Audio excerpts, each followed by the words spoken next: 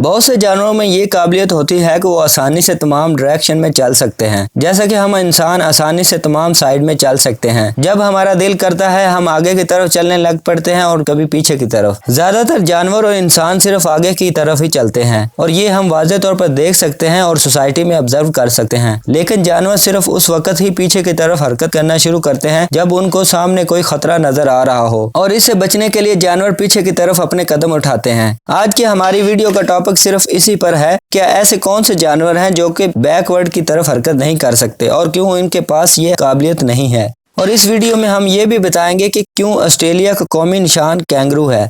इससे पहले अगर आप हमारे चैनल पर न्यू हैं तो हमारे चैनल को सब्सक्राइब कर दें ताकि इस तरह के वीडियो आपको जल्द से जल्द मिल सके। पहले हम कैंगरू की बात करते हैं। कैंगरू एक उछलने वाला जानवर है और साइज में बड़ा भी दिखाई देता है, और इसके आगे वाली साइड पर पेट के साथ एक थैला होता है जिसमें ये अपनी औलाद को रखता है। हैरान करने वाली बात यह है कि ये बड़े साइज वाला और उछलने वाला जानवर ऐसा जानवर है जो कि कुछ रीजन की वजह से पीछे की तरफ हरकत नहीं कर सकता। वो कौन सी रीजन है? पहली रीजन ये है कि कैंगरू हरकत नहीं करता, मतलब चलता फिरता नहीं, बल्कि ये सिर्फ उछलता है और उछल कर ही फैसला तय करता है। तो इसलिए अगर ये उछले या रेंगे तो ये मुमकिन नहीं कि वो पीछे की तरफ उछल सके। और कैंगरू रेंगने के लिए अपने अगले वाले हाथों के पंजों को इस्तेमाल करता है।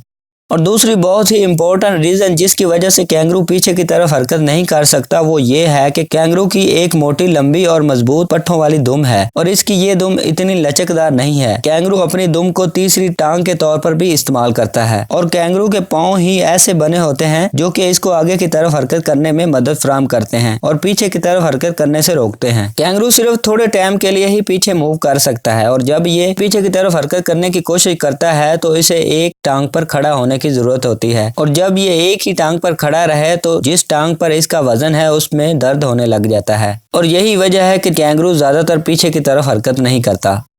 अब हम बात करते हैं एमोस की। एमोस एक थोड़ी सी उड़ान भरने वाला जानवर है और ये शुतुरमुर्ग के साथ मुशाबत रखता है, मतलब शुतुरमुर्ग की तरह ही दिखाई देता है और ये साइज में शुतुरमुर्ग से छोटा होता है। एमोस भी सिर्फ आगे की तरफ हरकत करता है और पीछे की तरफ हरकत करना इसके लिए मुमकिन नहीं है। ये आगे की तरफ काफी तेजी के साथ दौड़ सकता है और इसकी वजह यह है कि इस बर्ड की पिंडली में ऐसे पट्टे मौजूद होते हैं जो कि दूसरे बर्ड्स में मौजूद नहीं होते, और इसके पीछे की तरफ हरकत ना करने की वजह यह है कि इसके घुटने के जोड़ इसको पीछे की तरफ हरकत करने से रोकते हैं। यानी कि इसके घुटने का स्ट्रक्चर ही ऐसा है जो कि सिर्फ आगे की तरफ चलने में मदद करते हैं, इसको पीछे की तरफ हरकत करने में मदद फराहम नहीं करते।